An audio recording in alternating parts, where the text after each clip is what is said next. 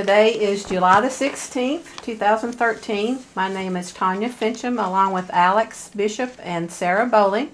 We're with the Oklahoma State University Library, and we're in Wewoka today to speak with Mr. Vance Trimble, who turned 100 on July the 6th, correct? Yes. Thank you for having us into your home today. Let's start with having you tell us, for the record, when and where you were born. I was born in Harrison, Arkansas on July 6, 1913 at 8 o'clock in the morning.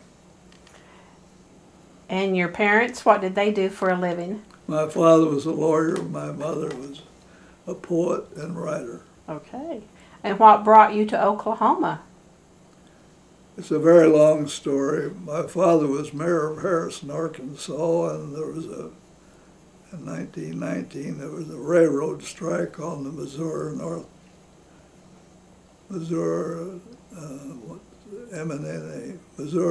Arkansas Railroad, and it led to mob rule in Harrison. He was the mayor, and he took a side of peace and against the mob rule, and was blackballed.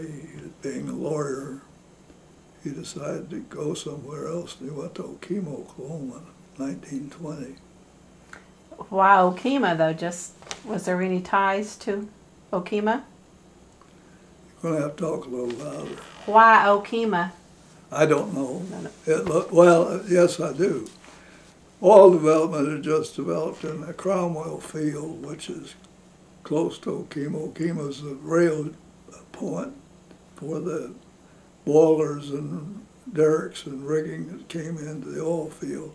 And there was a lot of lease play and so forth, and very active court system there as a result of the land operations. And how long did you live in Okemo? Lived there until 1929, moved to Wewoka. Okay. And when did you graduate from high school? 1931. From Wewoka? Yes. Okay. And what was your favorite subject? Recess. I didn't really have a favorite subject. I was editor of the school paper. At the time I was in high school, I worked as a full-time reporter on the Wewoka Times-Democrat, covering courthouse, writing sports, and every kind of news. I would hop up to school about 9:30 in the morning and leave about 3, so I could cover the courthouse and so forth. And it was I didn't have any strong subjects. I still don't know algebra, though I was excused. I was excused from the final exam. And at the time since 14, I've been a hunt and peck typist. I was asked to, I was required to study touch typing in high school, 30 minutes a day. I barely ever made the 30, finally made it, but in my job I was typing 100 words a minute, hunt and peck. Of course, a lot of errors, but they could easily be edited. And I enjoyed English. Nothing else stood out. What were you getting paid to do that? The paper? Uh-huh. Well, in Okemo, when I started at age 14, I made $1.50 a week after school and on Saturdays. So when we moved over to Wewoka, I went to the paper and applied for a job, and they hired me at $15 a week. So I made $15 a week there. That was pretty good money, too. Well, it was all right.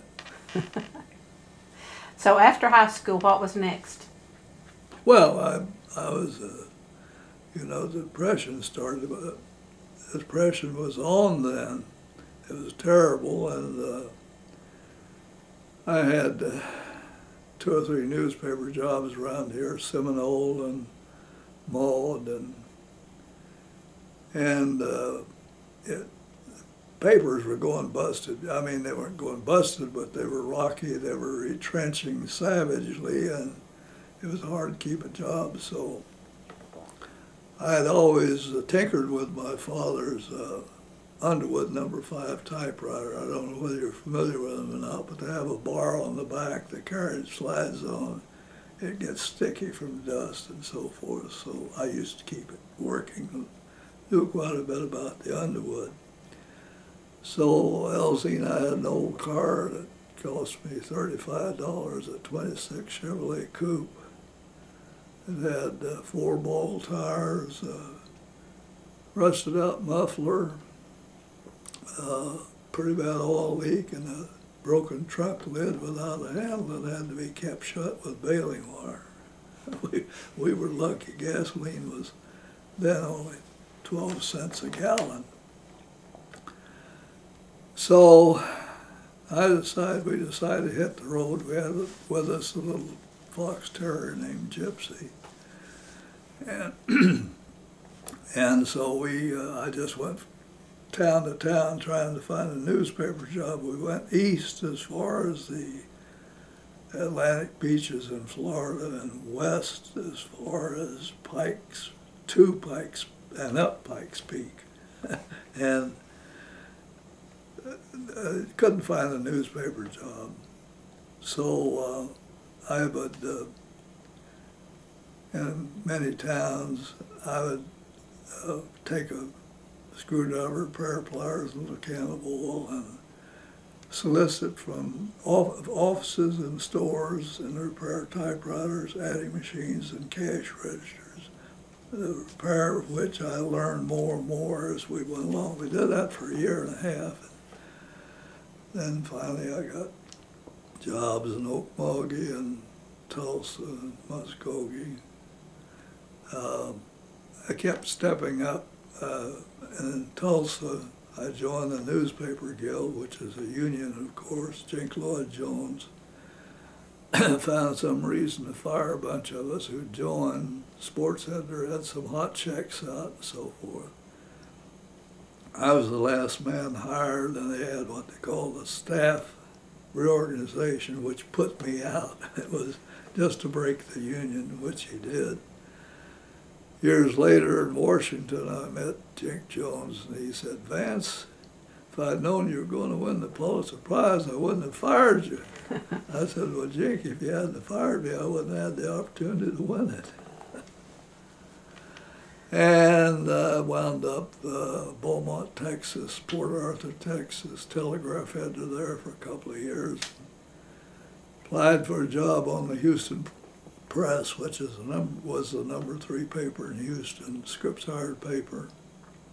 And they didn't seem to be interested, so I subscribed to the paper. I was still in Port Arthur, subscribed to the paper for a month, and I analyzed it and sat down and wrote a critique on what changes needed to be made and what would improve the paper. So they offered me a job, and I was there 17 years.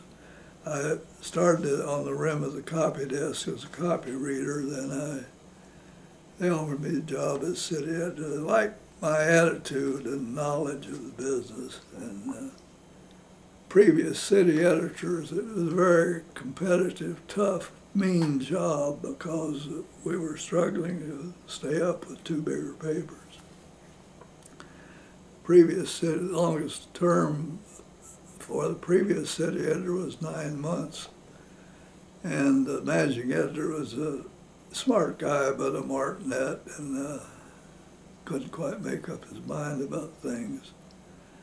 So I decided to stick it out, so I lasted a year and a half, and then I was moved to cover City Hall and the Federal Building and a whole bunch of stuff. I had practically every beat in town, and then I had a new editor come in. I was brought back to the city desk, and then promoted to managing editor in 1950. In 1955, Walker Stone, who was from Okema, and liked me, admired my work in Houston.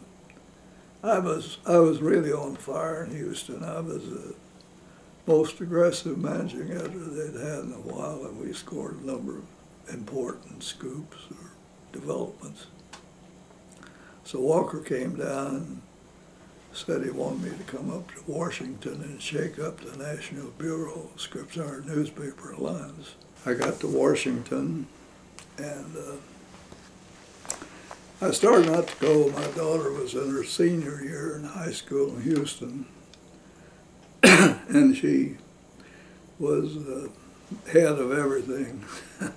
She was a big leader. So I seriously thought about not taking a job in Washington, but I was smart enough to do it. And she did well in Bethesda, Chevy Chase High School.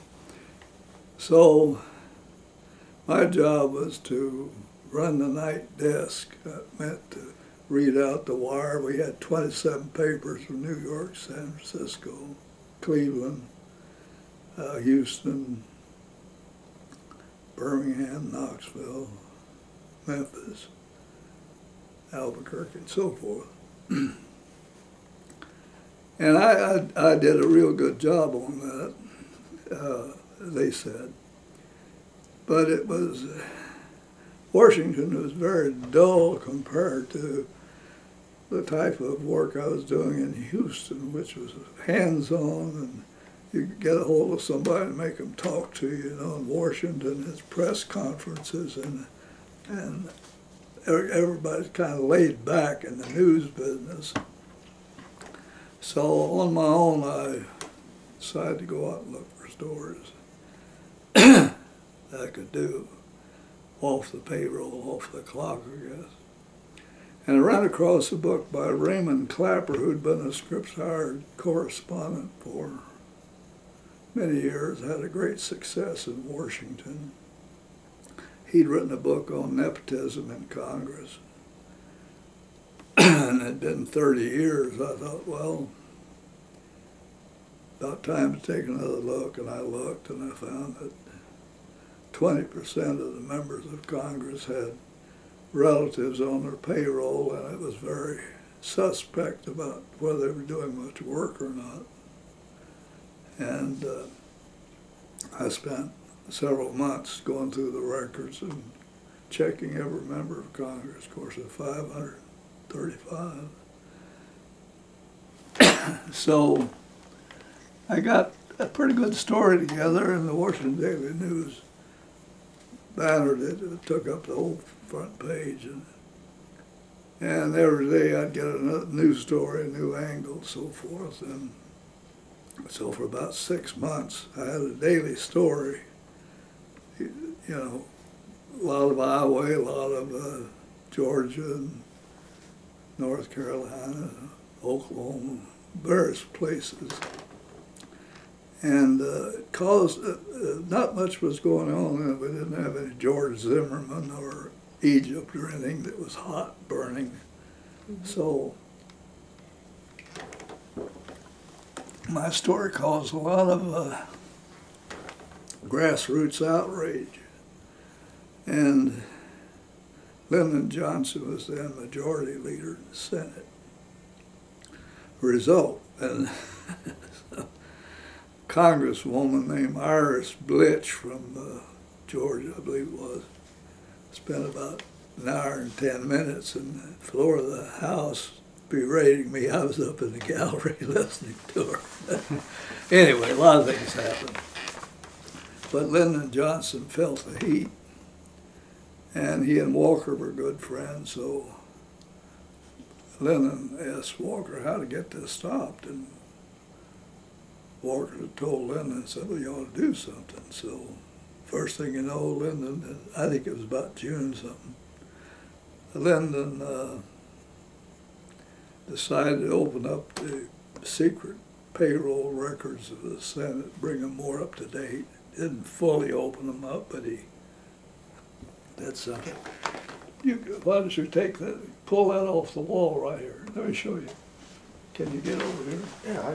You see that on this wall, a page mat that's framed? Washington Daily News. Washington Daily, let's see. You can't miss it. Yes. Washington Daily News. Senate bears payroll data. Oh, there it is. You want Yeah, to pull that well, off there? Let's lift it off. You need glasses. I was looking for a paper. Well, It is a. see, that's the Washington Daily News. See this, they pour a hot cylinder on this, bend it, pour hot cylinder, goes on the prints. I've never This seen is cold type, and then you press this mat, it's wet, dry it in the heater, pour the plate that prints. I didn't it. know. Oh, darn.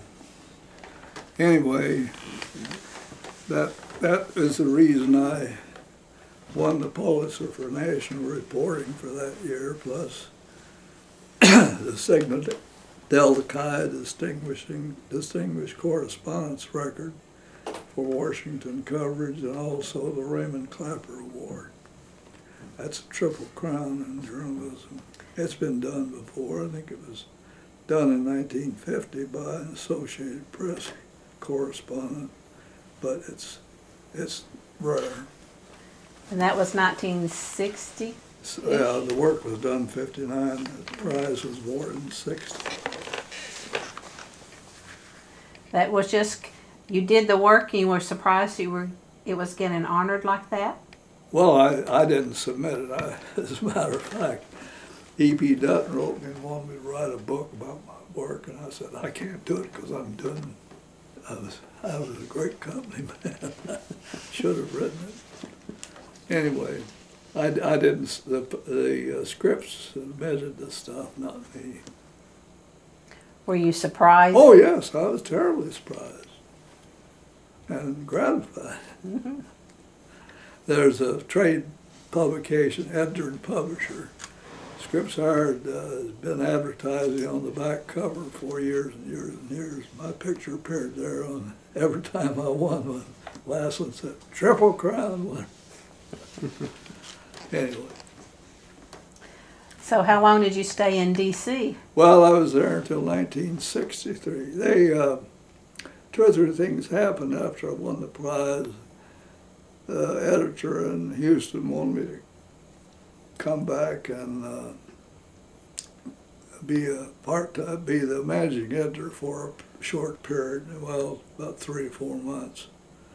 And I went back, and it was kind of awkward. This managing editor is sitting over here, and I'm here running things in his front yard, you know. Anyway, and then I was sent to El Paso. The editor out there was sick, and I was out there about 4 or 5 months as acting editor of the paper. And then I came back to Washington, and Walker Stone took me to lunch one day and said, Vance, we're going to offer you the Kentucky Post, and I'd advise you not to take it. You go up to New York and talk to Jack Howard and see what you think, but don't take it. We'll probably have a bigger paper for you later in some area that you like better. And I'd always wanted to run my own show, you know how it is to be head man, be in charge, like you are. And so what I did, I told Walker, I said, I'll go look at it first, then I'll talk to Jack, but unless pigs are running in the street, I'm going to take it. It was practically that bad. Very run-down newspaper, and I turned it around. Had a lot of fun there, did a lot of things. Like, for instance, I got all the politicians, the candidates for office lined up, and asked them to come in and meet the new editor and get their picture made to run in the paper and tell me anything they want to tell me. And then I would slide over to them the Wonderlic test, business aptitude. You're familiar with it? No. Huh? No. You're not? No. Very good test. Associated Press was using it for all their new hires. And so it's actually an IQ test the nominal score is 30. And several things happened. I told them I was going to print their scores in the paper. And one guy made 30, and he advertised, "I'm the fella you want because I'm Mr. Average." I'm right in the middle. And one guy who'd run for mayor about 8 times of Covington took the test. I told him they could only take it once, but he scored 0. And my heart was too heavy to do that, so I let him take it again. He scored 0 again. God help me, I let him take it the 3rd time, still failed. One guy came in and I offered it to him, told him what we were doing. He threw up his hands, exploded. He was a lawyer. He was practicing law in the town of Covington. And he stormed out and filed suit against me for interfering with the election practices and laws of Kentucky. So I had a very smart guy in the state capitol, and he discovered that this lawyer, I forgot his name, was had sweet-talked some clerk with a lie at Frankfurt and issued him a law license for Kentucky. So I printed that, and he immediately left town. Well, anyway, I had a lot of fun.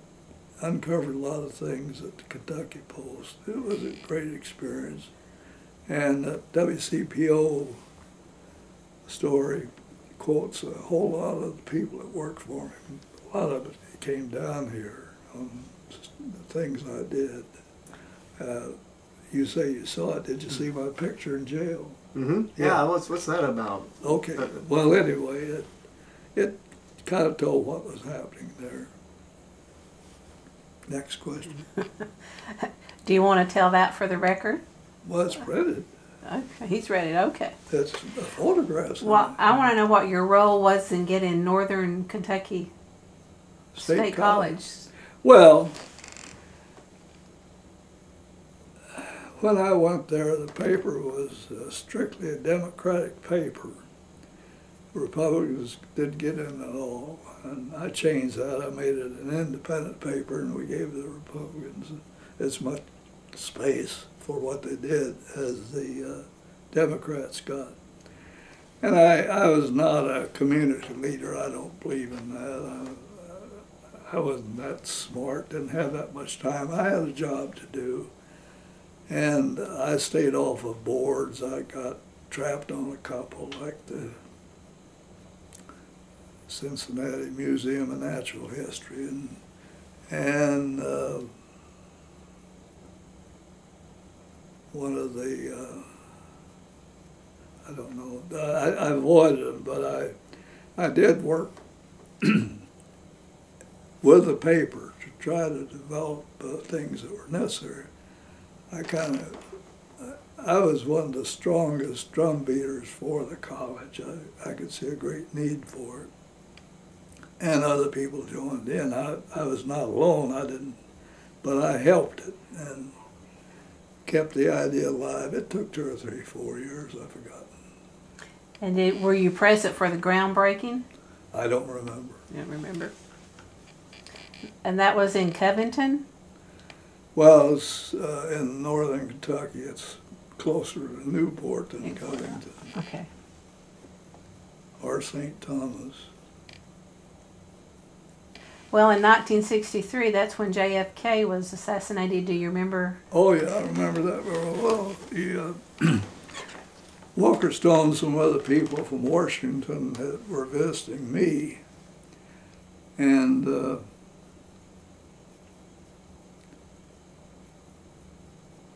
we went out to a restaurant on the Dixie Highway for lunch. There were about 5 or 6 of us, and a story came on television right while we were in a meal, and I promptly left and went to the office to develop our coverage and response and reaction.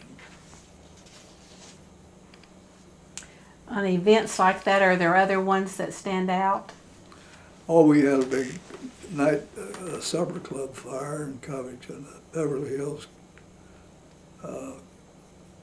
supper club at Newport, and that was a big thing. It was a real disaster, 200 or 300 people killed. Reminds me a lot of the Texas City disaster where a cargo ship blew up and killed about 500 or 600 people. That was probably about 1951, 52, something like that. And we had hurricanes in Houston left and right. You know, I did a lot of coverage of that, directed coverage too. Well, you mentioned Walker Stone. Was there anyone else that was a mentor or a role model for you? Well, Paul Miller was my real first mentor and my best, and not my best necessarily, but one of my best.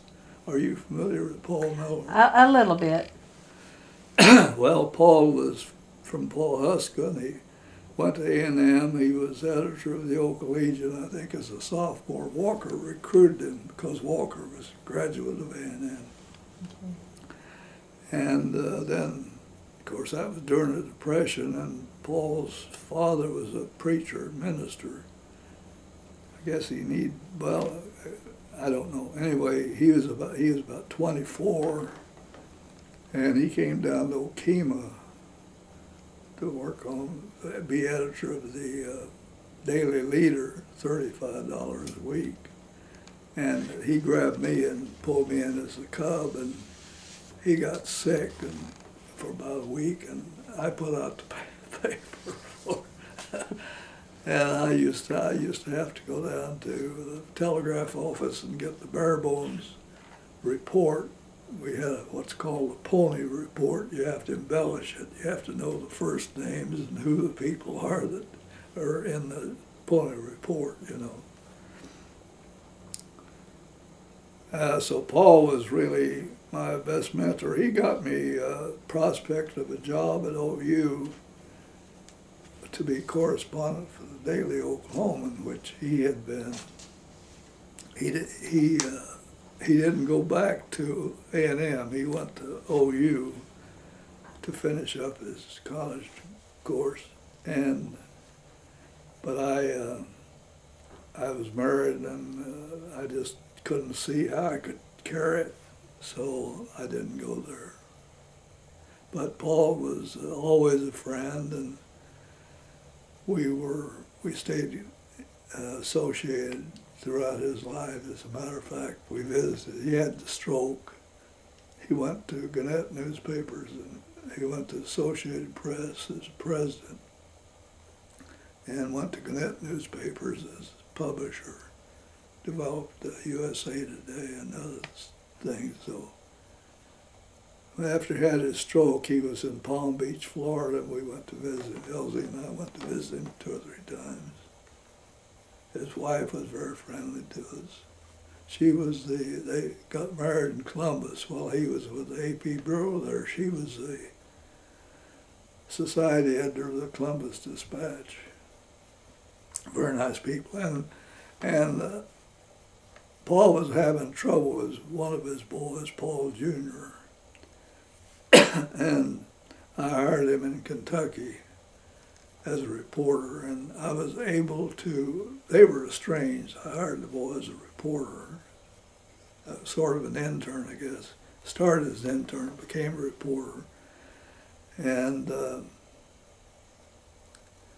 I was able to talk to Paul Jr. quite a bit about his father, and told him some of the outstanding things that he probably didn't know about his dad. You know how that goes. So he went home for Christmas or some holiday, and they became father and son really again, and Paul thanked me for that. I think I did him a good service there. Well, you've mentioned Elzine a couple of times. I'm assuming that's your wife. Yes. Do you want to talk a little bit about her? How did you two meet? Well, she was a senior at Wewoka High School, and I was a junior. And the start of school, I guess that would have been 30. I was walking down the hall, and a girl came up to me with a book, said, "John Wesley, here's your book back." I said, "I'm not John Wesley, but I'll take the book." And she said, "Oh, no, you won't."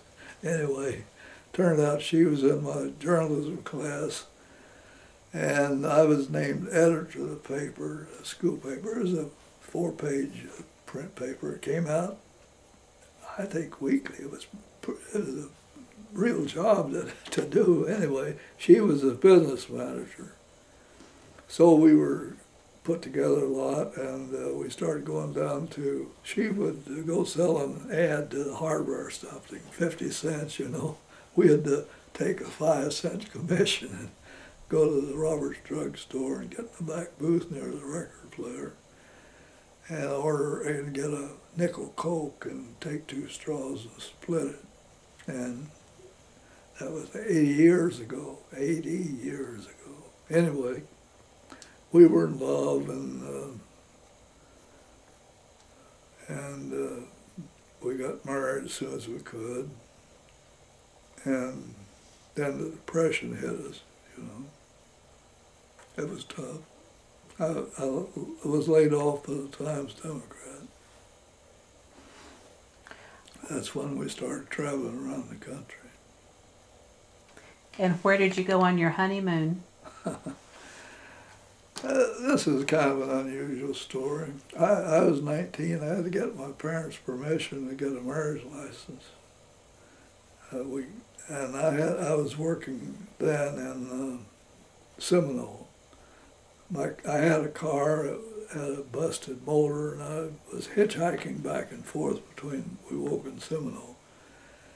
And my car had a water leak and came into the cylinders and would blow the gasket out. I had to replace the head gasket very frequently, so my car was on the blink. We were going to get married at noon or 1 o'clock in Holdenville, 7 miles over here.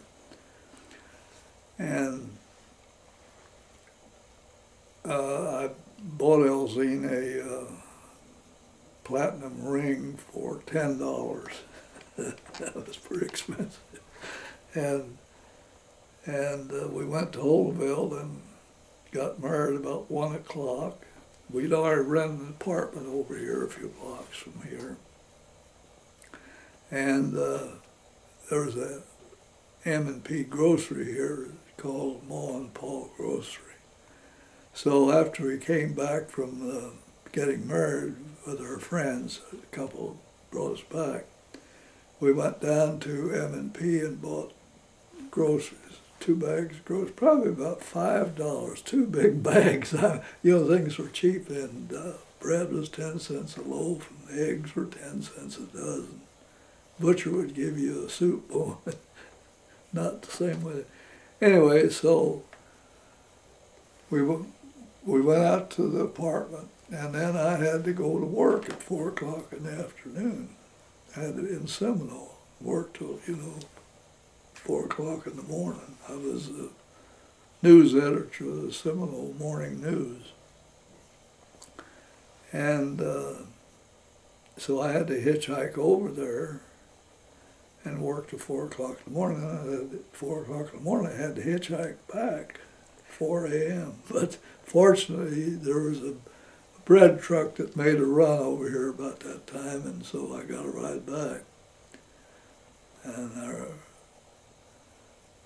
Elzine had been a home ec student, and she had several good recipes, including salmon loaf with ketchup sauce, 2 or 3 other things. One time we made a cake together, the dog wouldn't even eat it. Anyway, 1 week after we got married, I got fired. And I hesitated. What had happened? Elsine was making $7 a week at the floor shop down here, and I was in Maud, and they got me over to come over to Seminole, and I got $20 a week there, so that gave us $27 a week. We thought we could get married on that, and I lost by 20 1 week after we got married. And there were no jobs, so, and this is wild as hell. So I went the Times Democrat. Of course, this was during the Lindbergh kidnapping and other important events, NRA disputes and so forth. And everybody wanted the paper. It was $3 a year by mail, I guess, out in the country. And so I found out that I could go out and get the subscription list and go around the county. They had a guy in the car doing it, a guy named Scotty, but he's kind of lazy. So I went, I got this subscription list, and had a carrier bag with, I had some premiums to offer, like gem razors and outdoor girl, I think, beauty products, 2 or 3 types of colors of rouge and face powder, and had a Wewoka cookbook too. So I could, anybody resubscribed, and they were all in arrears. Everybody on the list owed at least $3 or $6 or whatever. They hadn't paid and they had been pushed. But I didn't have any car. I mean, my car wasn't running, so I had to hitchhike. I'd go out to a section line that was indicated by people on my list. And then you'd have to walk up, you know, there are probably about 1 or 2 houses on a section line. You'd go to the farmhouse, and you weren't there at about 9 or 10 in the morning because you had to get out there. And the farmer would be sitting right there having a cup of coffee, right? He was not. He was out in the field about a mile away, or maybe a little less.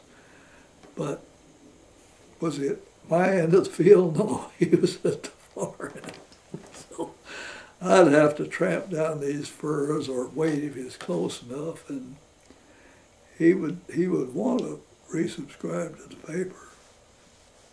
Or not resubscribe, he wanted to continue his subscription because he was still getting it. But, he just couldn't see spending the $3. He reached in his pocket, pull out these long purses. You've seen those farmers have folded over. It's a long purse. And he'd just be standing there, reach down, he'd pull out his bills, and he had looked like $5 or $6, you know. There was no credit for farmers. It was terrible. Anyway, I knew he wanted it, but he didn't want to part with the dollar bills. And he owed 3 back. I said, tell you what I'll do. I'll mark off what you owe. We'll just start fresh. Well, I'd like to do it. And I said, tell you what I'll do too. I'm supposed to give you 1 premium, but I'll give you 1 for every member of your family. Oh, I'd sure like to do that. Okay, I'll tell you what I'll do. I'll give you 2 years for the price. I was making up the rules as I went. So we'd make a deal. But he wouldn't part with his money. He'd give me gallon buckets of molasses or live chickens or I don't know what all I got, but I would put that in a tow sack and have to hitchhike back to town, go to McGlasson's Produce and trade it in for money. Go down to the paper, get out my list, and privately mark up the 2 or 3 extra years I get. But that only lasted 3 or 4 weeks, you know. But it kept us alive. Sure. That's a long wedding story, isn't it? But you never did answer. Where did you go on your honeymoon? Well, we didn't have Didn't have one? No. we were in love, and that, you know, it wouldn't have mattered where we were. Well, what did she do? Well, she worked at the flower shop. She. But as you moved around, did she? Oh, she continue? kept working there until we had to go hit the road. Okay. And in Houston, what did she do? In Houston? Mm-hmm. Well, we had a series of apartments, and then after I went to the Signal Corps in World War II and was editor of the paper at Campbell, California. I was a non-commissioned officer. I was a Tech 3 staff sergeant. And they had me writing some speeches for the Buck General. I've forgotten his name. What was it? Anyway, and running the paper. And we, you know, it was not a port of embarkation. It was the next step up. Assembling area for troops that were going to go to the shore and then go to the Pacific, really.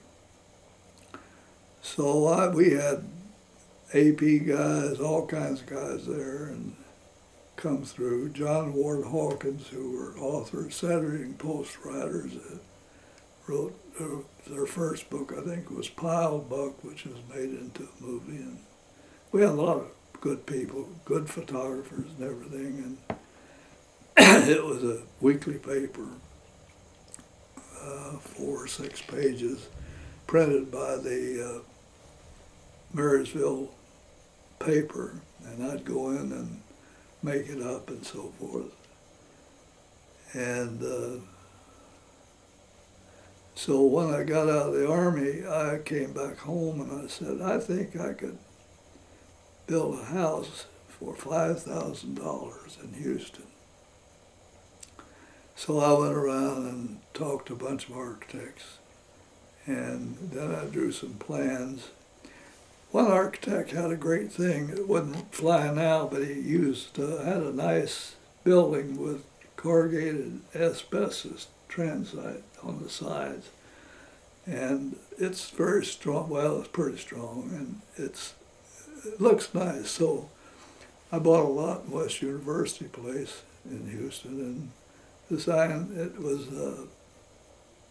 I think only 50 feet wide, but 200 feet deep. So I designed a long house, had the garage sticking out in front, then you go back to a courtyard, and I used corrugated asbestos on the sides of it. And I think it was pretty close to $5,000. I got a home loan company loan on it, and the contractor who built it was named Steele.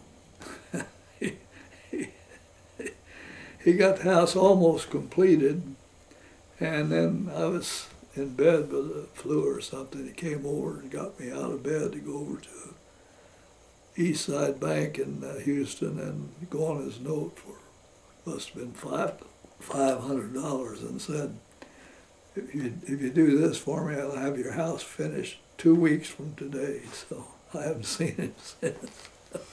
So I had to turn that house over to the building loan. They finished it, sold it for a good profit. It was a good location, good design. And then I designed another house in closer to downtown Houston, about 2 miles from the Rice Hotel, right in the heart of town. I got bids on that, and it had 2 bedrooms and 1 bath, a carport, and a garage, and finally cost me $6,500. I think the lot was about $1,000, but since then it's been sold. The highest price I've heard of was $98,000. You know, the land itself is worth that in Houston. It's right between River Oaks and downtown. I was on Fairmont. Avenue, which becomes Reba Drive in River Oaks, is straight shoot. So, and I got the street blacktopped along with forming a neighborhood coalition. What was your question? I forgot what your question was. Well, I'd asked what Elzine did for Okay, so in Houston. Elzine was very smart, very energetic. I mean,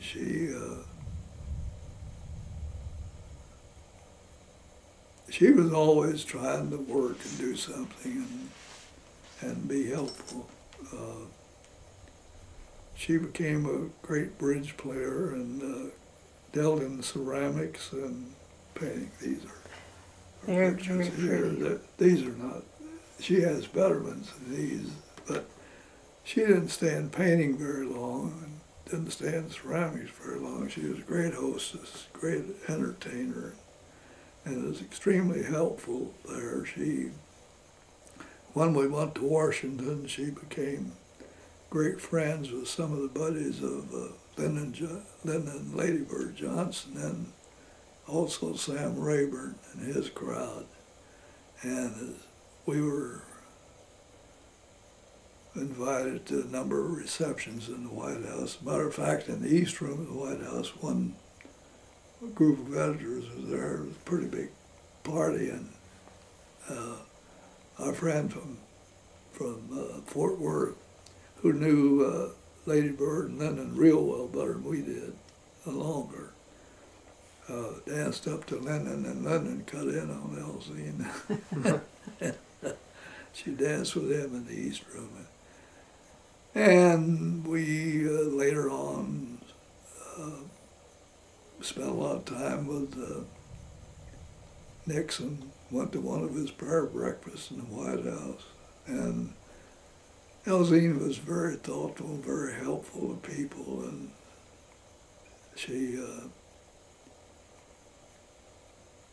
was a great cook, knew a lot of things, and everybody loved her. It just amazing, because she was not frightened, but she was retiring, and she was the one who was the nicest person at whatever gathering it was. And people recognized it and gave her credit for her honor and her courtesy, and she was very good looking.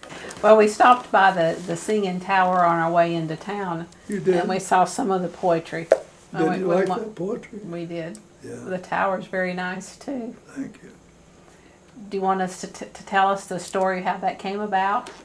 I knew the city would not want to tear down this yellow brick building, which was a memorial building for Judge Cutlip. And so I got some people to figure out how it could be hoisted and moved over to the back part of the cemetery someplace. And I drew my plans and got everything in order and went for the city council.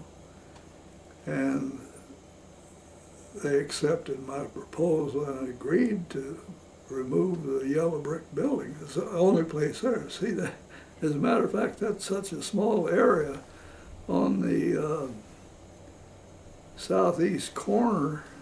I had to measure it by inches so a car could come around that corner as a tombstone right there. So I had to figure things almost micrometers, you know. Anyway, I got the idea and built it. I tried to get some other people here who have relatives in the cemetery to join me. That way, that case of the dedication would have been different. Mm-hmm. But nobody was interested. There's a lot of oil money here, but people are pretty tight with it, and I couldn't, so I decided to do it myself. And fortunately found some good people that I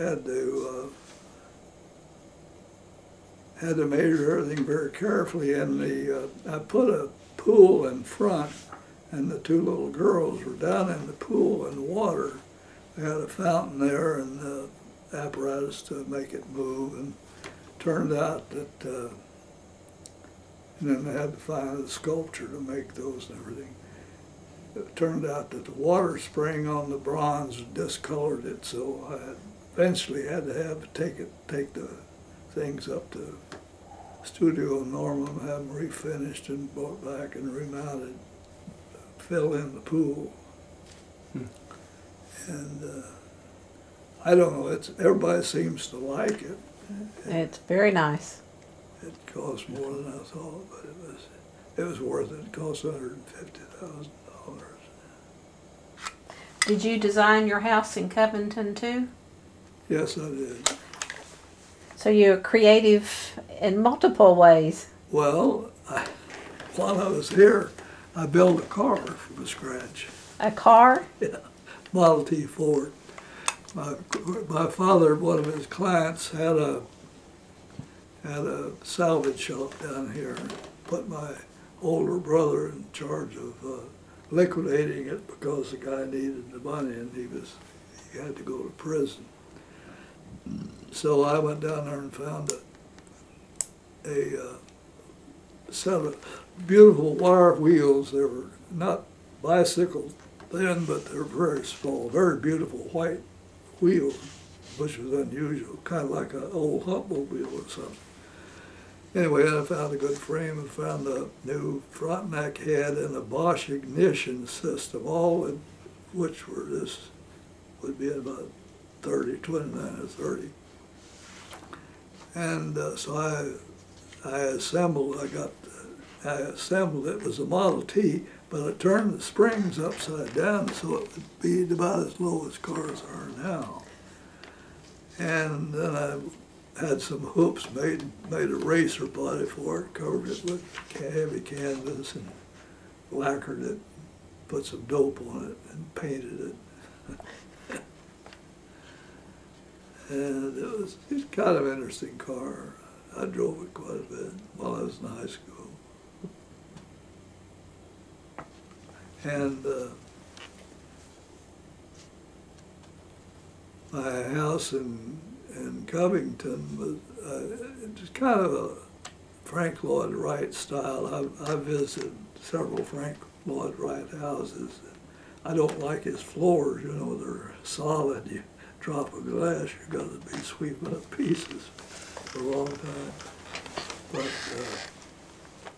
I designed and built a house in Chevy Chase, Maryland, while I was in Washington. And I made, at that time, everybody's come to Washington. Of course, they always do, but there was a big surge, and I made about $50,000 on selling the house. So I took that to Covington and put it in on my new house. I designed it with I don't know whether I got a picture or not.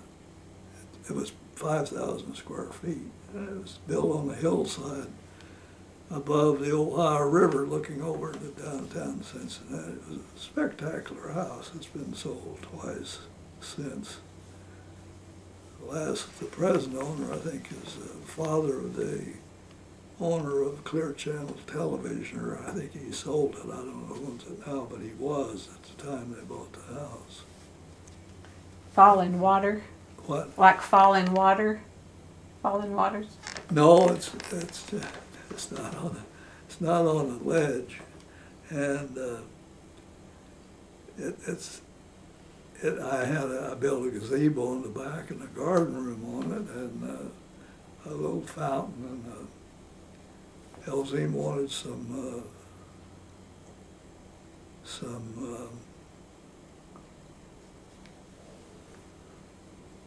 Civil War columns on the house, and I found some in the salvage yard over in Cincinnati. Built a little arbor in the back.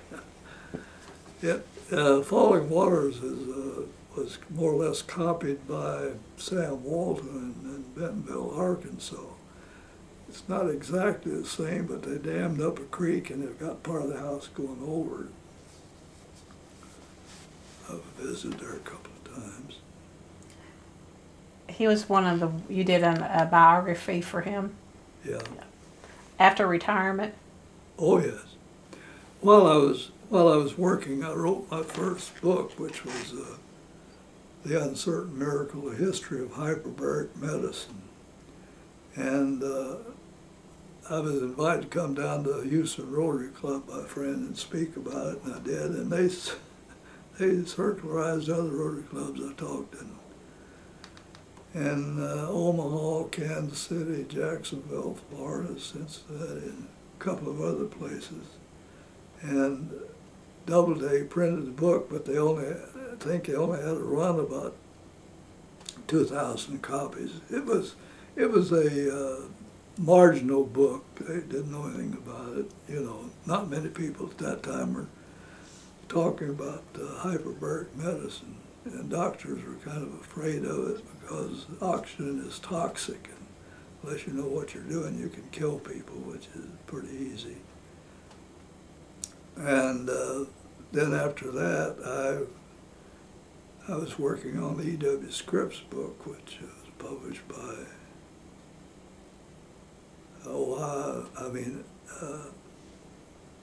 Iowa State University at Ames.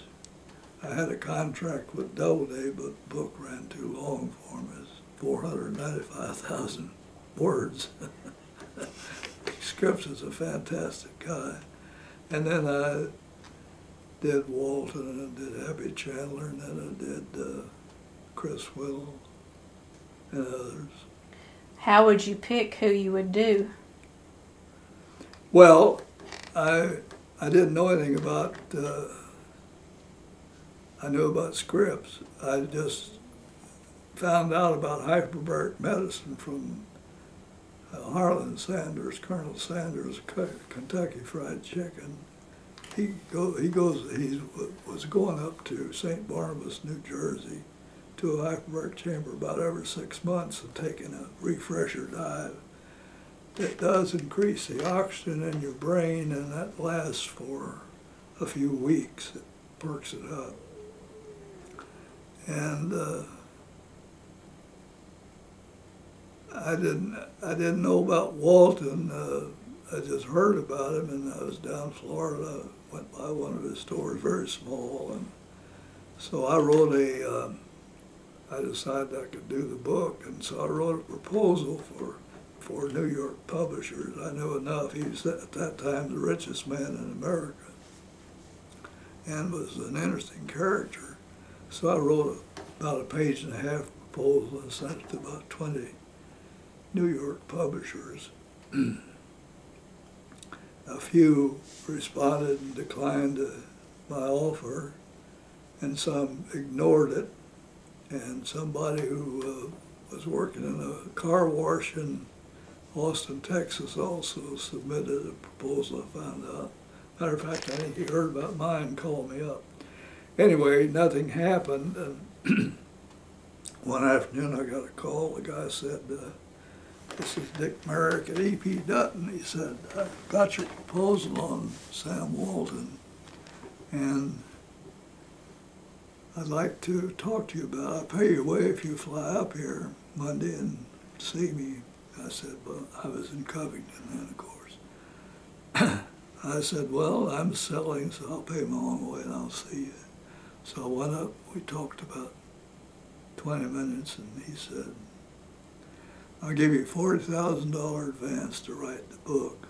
He said, and of course, you know, in a book proposal, you get half on signing a contract and half on completion of the manuscript. So that the advance gives you an opportunity to pay your expenses while you're doing the research and so forth. Anyway, we had a deal. But I went first down to, how much do you want this detail? Yeah, go ahead. Okay. I flew down to Arkansas and went to Little Rock and went to the newspapers there and see what they had in their morgue and start collecting material. And it happened that Sam was speaking at the club there the same day, so a couple of reporters and I went over and joined the crowd. And when Sam got through, I went up and introduced myself and told him I'd like to come to Bentonville and talk to him. At that time, he was pushing Made in America, and they was getting some blowback on it. And I think he thought I won't talk about that anyway. Gave me an appointment and told me to check his secretary, Becky somebody, and confirm it. And when I called to confirm it, she said, well, Mr. Walton can't see you. He's under contract with Doubleday, and he's supposed to dry up all sources, so he can't see you. Later on, I went to Bentonville and stayed there a few weeks and talked to everybody, and every time somebody would tell me something or hint at something that, or I'd ask a question, they'd run and tell Sam, you know. And finally he called me up about this Saturday Night Massacre when he hired a guy named Ron Mayer to be his successor as CEO, and then fired him after, I don't love affair with one of the secretaries or something. I never found out, but the detail of how it happened and when and so forth. I was back home and Sam called me up and said, I know I'm not supposed to talk to you, but if you're going to do this, you ought to have it right. And he told me his version of what transpired.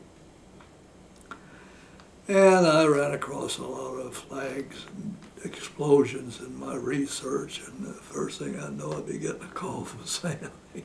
He talked to me quite a bit and gave me a lot of information.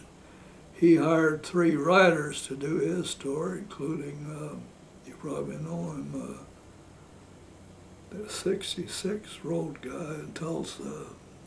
Oh, Mike Wallace. Yeah, Wallace.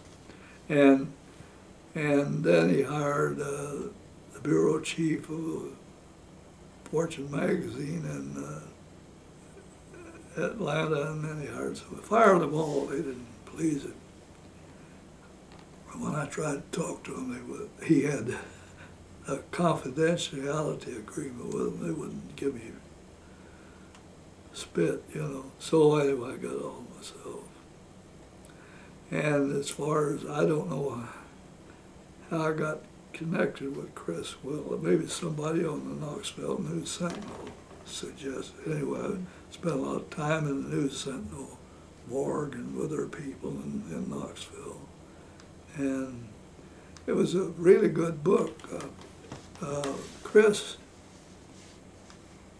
didn't know whether he wanted to talk to me or not, so he asked me to come down and had me for dinner in his mansion, his house, his building there. And he checked me out and said I passed muster. So he started talking to me and wound up, and I talked to his father and mother and a whole bunch of people.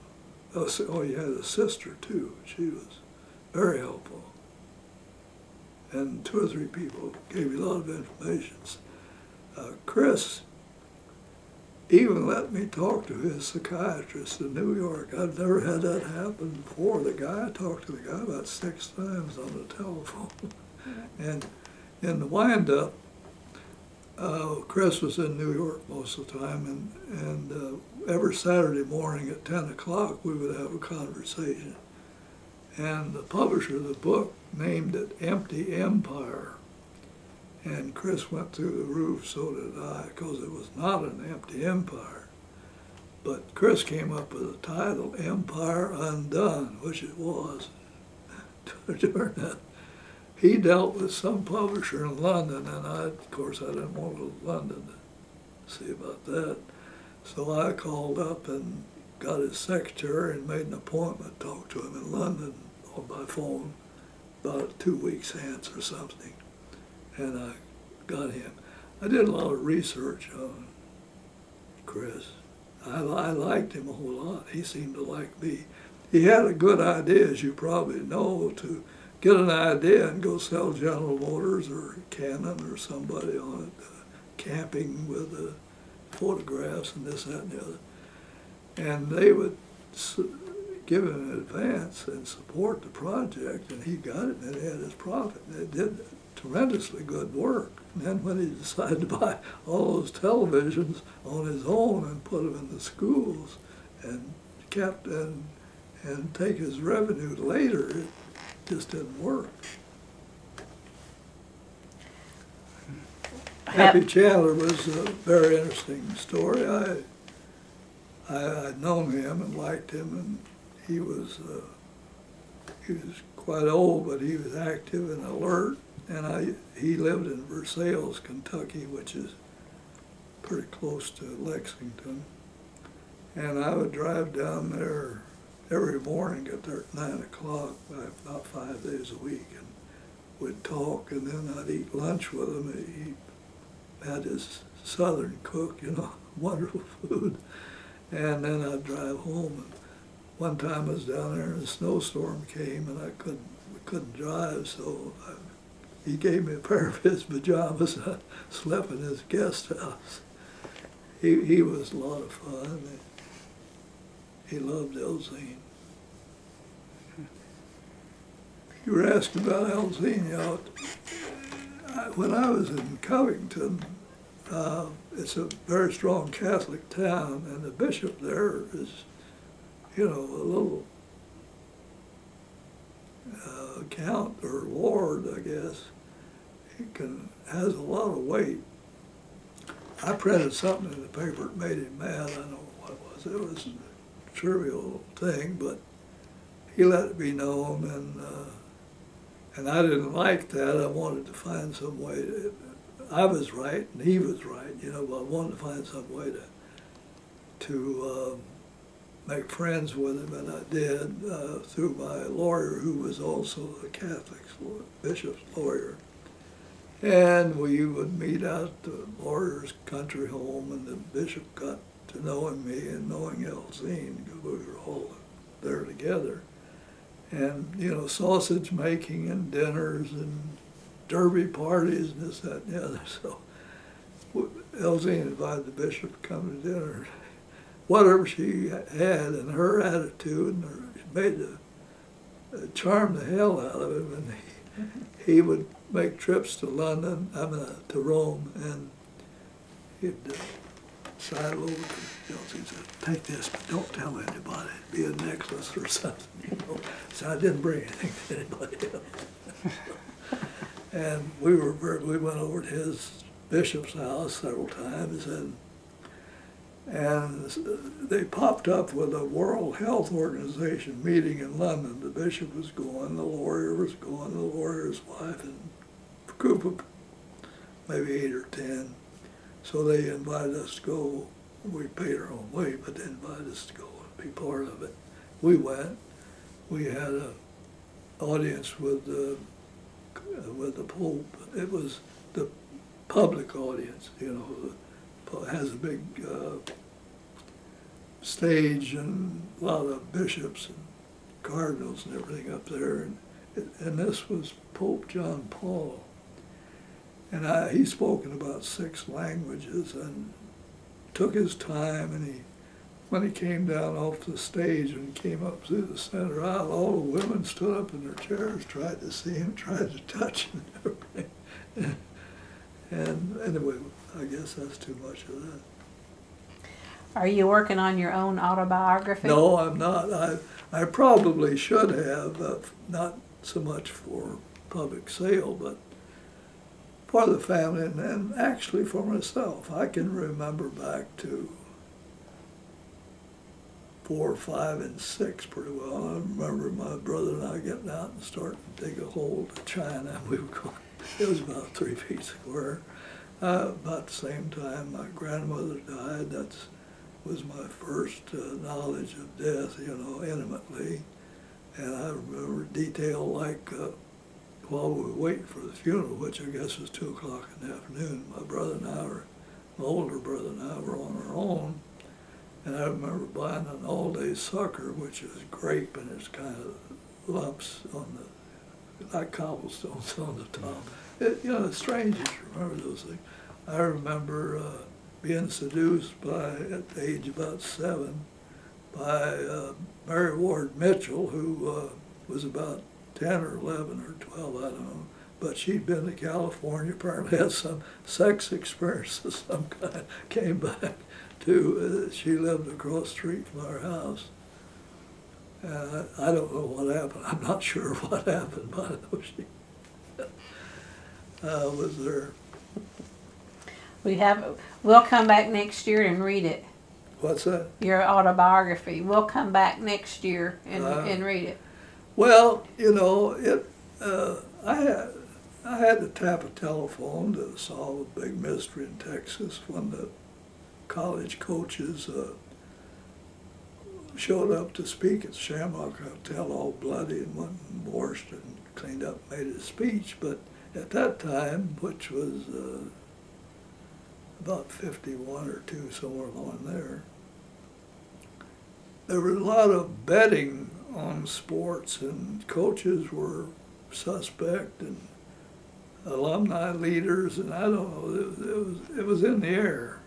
So this coach wouldn't tell how he had he landed at Hobby Airport, came at about 15 miles to the Shamrock. That's a pretty long stretch.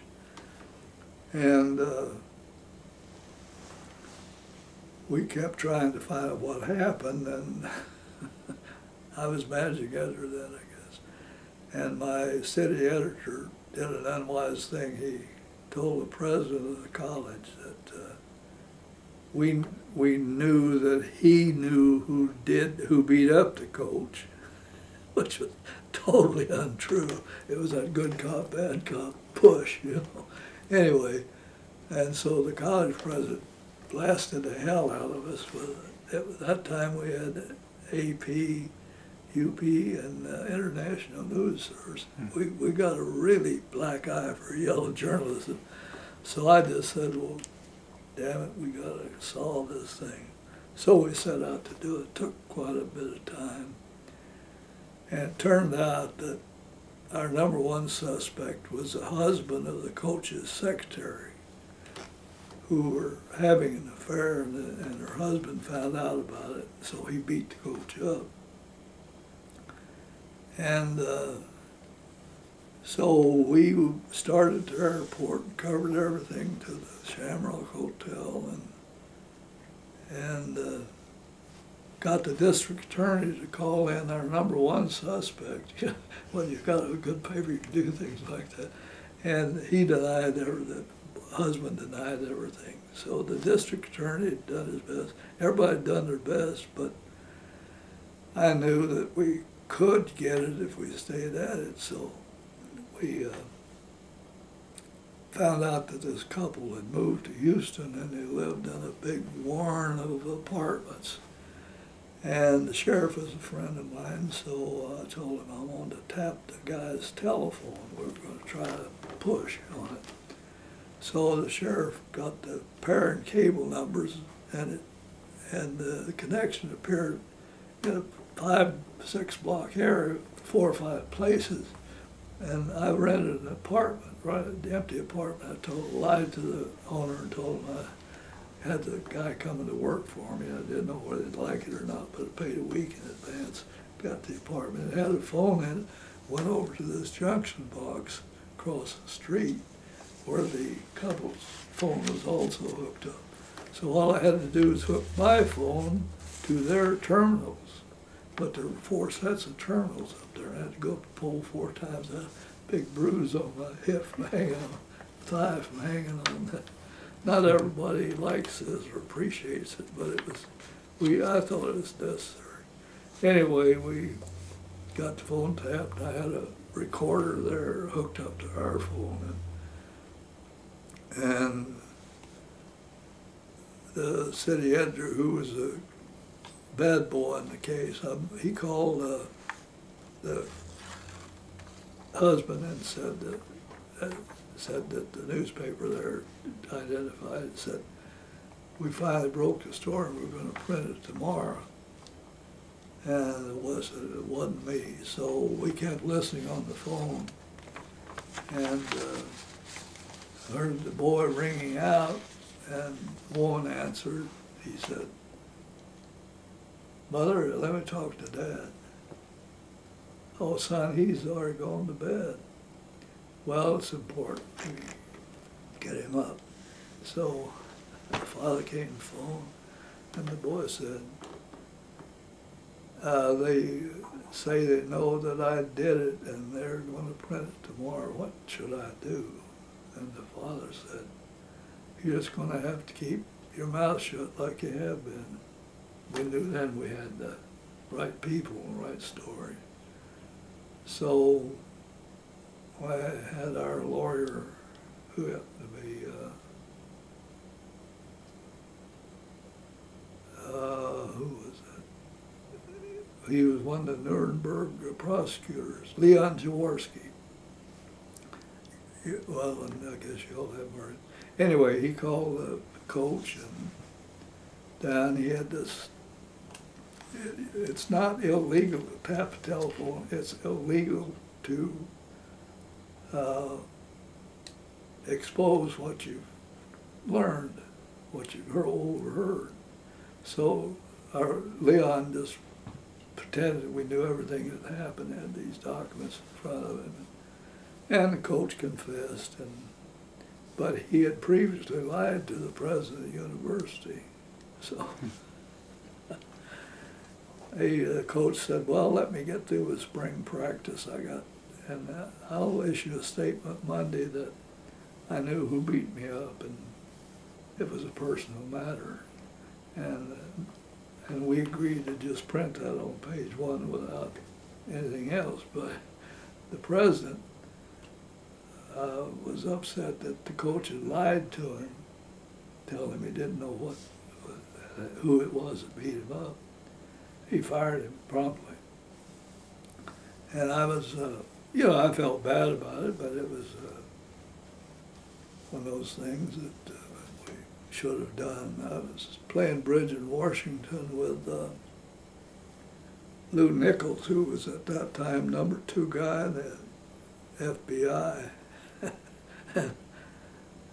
I don't know how we got talking about past experiences, but I really, Lou said, "Vance, stop." He said, "I'm off duty tonight, but you've broken the law. Don't ever repeat that story to anybody again." Oh, that's a sight. What university was that? Huh? What university? I haven't said yet. I haven't said yet. Sounds like you always were up for a challenge. You liked a good challenge. All right, let's fast forward a little bit. So you turned 100 recently. Can you talk a little bit about that day, your birthday? Oh, sure.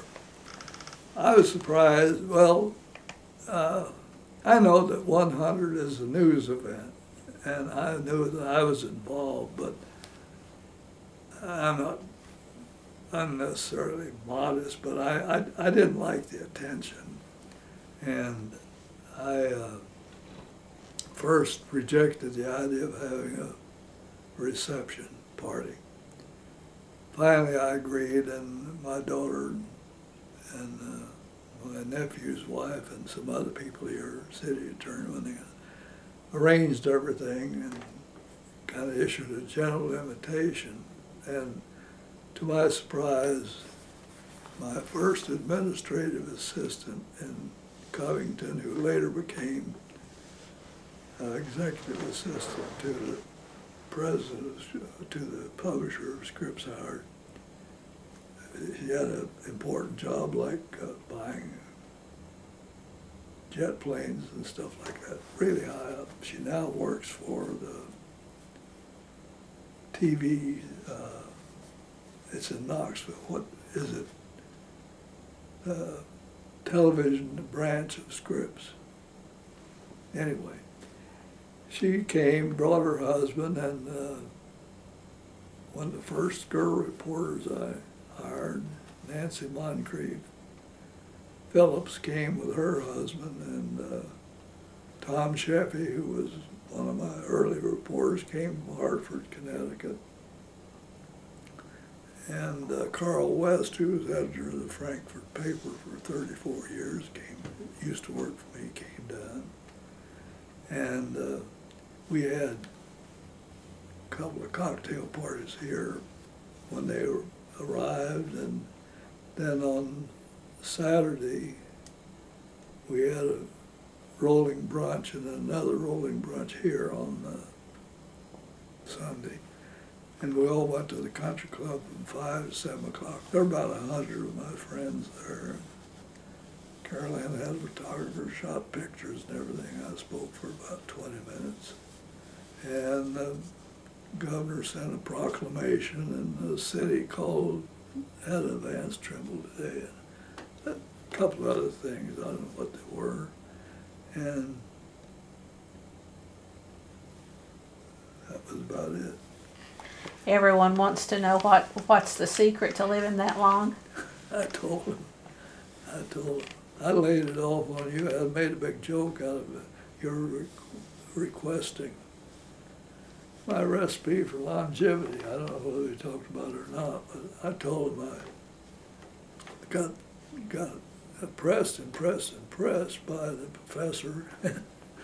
I finally made up something. I said, first of all, stay in love, eat light, not too much whiskey, no cigarettes, don't walk under any ladders, watch out for black cats. I got 2 or 3 laughs there. I tried to make it light. I paid tribute to my parents and my daughter and my wife, and talked about the spotlight turning on you when you get to be 100, you know. You were talking about your party. Oh yeah, well that about covered it. We had a real good time. Lots of cake. Well, I hate cutting cakes, so we just had 2 or 3 kinds of cupcakes made for the party. So I'm glad you know a month ago what I said. As a matter of fact, I couldn't read it. So what do you plan to do next? Listen to books and keep breathing. And writing? No, it's too difficult. I'm almost through with the computer now. I have the Dragon Naturally Speaking dictation system, which is good, and Zoom text. I can. Well, you can record your history and let someone else type it for your autobiography. Well, I'll tell you what, my memory is not as good as it should be, perhaps, but it's not adequate. I can recall a lot of stuff and snips and snatches, but not. A lot of things I've just forgotten. Sometimes I suddenly think of something that happened, and I've forgotten all about. Too many people, too many years. Well, tell us what a typical day is like for you now. Okay, I usually get up about 6:45, and I come in, put the coffee on I've got 1.5 housekeepers. I've got really 2. And my main housekeeper comes and fixes breakfast. Coffee is ready to plug in, and I drink coffee and look at the TV news and use my bicycle over there to keep blood flowing in my feet. I found that that's very helpful. And then I read the Seminole Producer. I used to read the Daily Oklahoman too, but it's got to be too difficult. I just don't, it's not worth the effort. And the Oklahoman has changed. I don't know whether you read it or not, but in about the last 2 or 3 months, they've changed their news editor. Their makeup is different. I don't know whether you've noticed it or not, but then some wild stuff. They've done a lot of book type things with initial letters and so forth, which is really kind of hard to read. And they took all the national and foreign news and capsuled it into one 10-point, 12-point headlines, which is too difficult. I mean, I just used to scan it for the headlines, saw something, I'd try to read it, but it's too difficult. And then I just, we have to consider grocery shopping and things like that, and things around the house that are going wrong. Our oven is on the blink now. Had to have the repairman come over. Took him a while to figure that out. I go out and get the mail about 2:30 in the afternoon, and I have medication 3 times a day. I have congestive heart failure, so I take medication for that. And I spend a lot of time listening to the digital speaker there because it's very helpful and very entertaining and informative. And I don't send much. I have a secretary that comes. He used to come every day, but in the evening for a couple of hours, take care of the bills and some correspondence, this, that, and the other. And she now only comes twice a week. She's coming tonight, 5:30, be here till 7:30. And she records a lot of those books in the Library of Congress. Very convenient. Put them on a flash drive, and they're very helpful. And that's about it. I go to bed anywhere between 9 o'clock and 1 o'clock. Sometimes I get, if I can stay awake, I listen late. If I can't, I don't. Till 1 o'clock, that's pretty late. Well, I know it. I'd say that's probably maybe 2 or 3 times a month, not too often. Usually I go to bed about 9 o'clock. I don't sleep well at all. I sleep about an hour and a half at a stretch. Well, I want to know is when history is written, what do you want it to say about you? Nothing. No, I really don't care. I've had too much attention, I think, really, honestly. It was fun to have people know who you are, and if they know who you are, they help you. If they know who you are and they fight you, that's not so good. But I only wanted to be known, to be respected and have help in whatever I was doing. I've met a hell of a lot of people, you know, and you can't begin to remember them all. When I won the Pulitzer, I got this stack of letters about this high of important people who admired what I did, and I didn't even say it. Should have. My papers, we built a room on the library down here, LZ and I did, so that, and LZ mainly collect, we had about 5,000 books, and we wanted to donate them down there. They didn't have room, so we paid to have the room built on it, and it expanded the library quite a bit. And then I had to get those books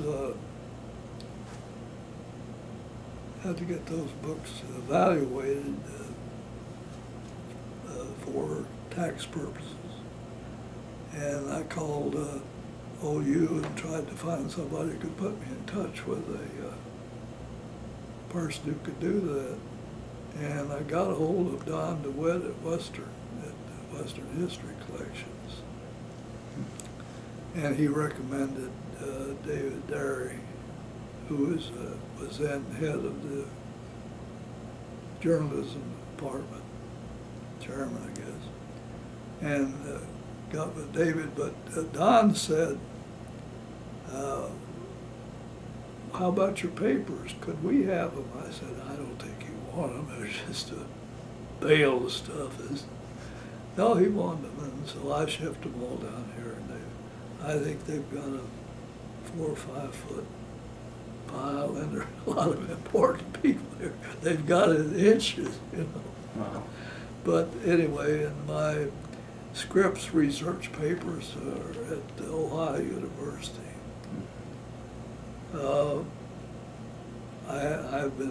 I've got a lot of stuff saved, but I don't know what it is. It's been so long since I've made use of it. Mm.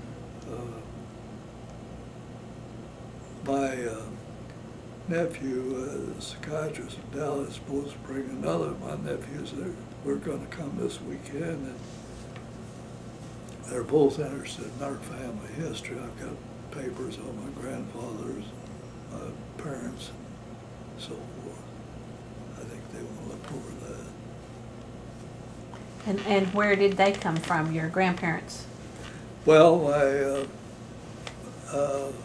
maternal grandmother was born in Tennessee. She was a big leader in the ME Church South, and real big. She wrote 2 books of poetry. And her husband was a lawyer, and he was captured at Vicksburg and escaped, and later was the United States Marshal at Fort Smith for hanging Judge Parker for a few years. My mother had to be there. She was about 12 years old, something like that. I never knew it till too late to talk to her about it. And I think Colonel Crump was in Arkansas born. My grandmother was born in Tennessee, I guess. My father was born in Bowling Green. His father was born in Frankfort, Kentucky, and apparently was a agent or a salesman, maybe a traveling salesman for a shoe manufacturer in St. Louis. He lived later in Harrison, I think, died there. Not too sure about his mother. You know, some things you should take care of when the time is right, and some you wait too late. We all wait too late, so. Anything else? That's it. That's what I have. Thank you for sharing. Certainly.